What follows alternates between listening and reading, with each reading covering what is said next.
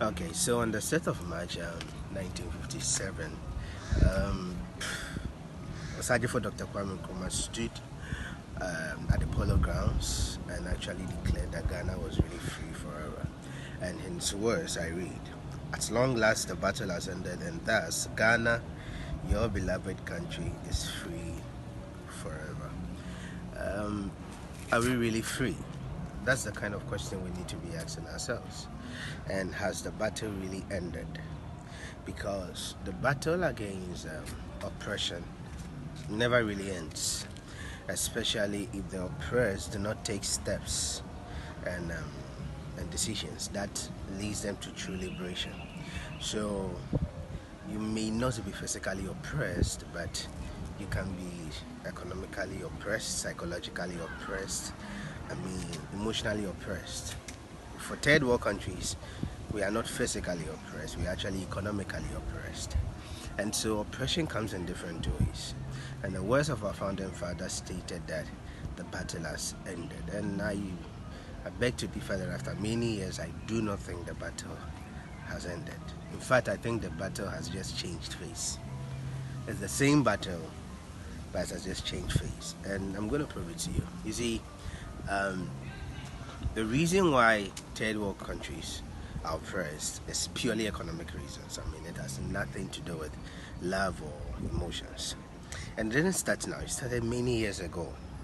Our own people sold our kings, our chiefs sold our people to the white men. So that is what began what we normally call the transatlantic slavery. So that's where it began.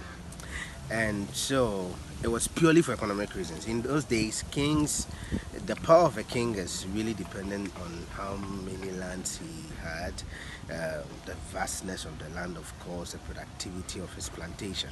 So they needed strong people to actually work on these plantations. So that is why they carried our forefathers away. It was economical. It was not because of love or anything. And so many years later, people rose in the British Empire, specifically in the United States, to actually fight against the slave trade. It was abolished. A law was passed, it was abolished and all that. Then we come to the 1886. And once again, these people, these colonials, sit down, they gather around a table, what you normally call the Virgin Conference. They gather around the table and they divide Africa. Yeah, that's what they do. They divide Africa and then they come down here. And when they come down here, they make Africa more or less like a mining sector. You see, the purpose of Africa is to feed the Western world. So that's what they kept doing. And they did it for so many years, I think more than a century.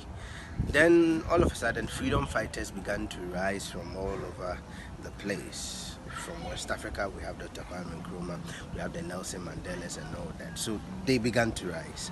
And then independence started, the cry for independence. The oppressed began to cry for liberty. And so independence was granted. But many years down the line, you and I bear witness that we are not free. Trust me, the battle has not ended and the black man or the African is not free. If we do not wake up from this illusion that we are free, we will keep doing the same mistake we keep doing. We are not free. Because if we are free, there are major decisions that we should be able to take as a country, as an independent state. But till now, it is being influenced by colonial powers. Till now, it is being influenced by certain independent financial bodies in the diaspora that are controlling affairs in third world countries. I want you to understand that we are not really free. And Ghana moving forward, if the youth does not really get it, that we are not free, we will keep on making stupid decisions. There's a journey between deliverance and freedom. We have been delivered. People like Osajifo Dr. Kwame Nkrumah led that. We've been delivered because physically we are no longer being oppressed by the colonials. That's fine. But now we are mentally oppressed. Now we are economically oppressed. So you realize that you're free to move in any part of this nation, but you are still not free. In your pocket, in your mind, in your heart, economically, you are still not free. That's the danger. And we're going to talk about the way to freedom as a nation. It is important that we aspire for freedom. And the way to freedom is tough. It's not easy. To be free, it's not easy. Trust me. There are many things you used to do that, or many things that used to happen to you that you did not necessarily like, and probably you've overcome them at a certain point.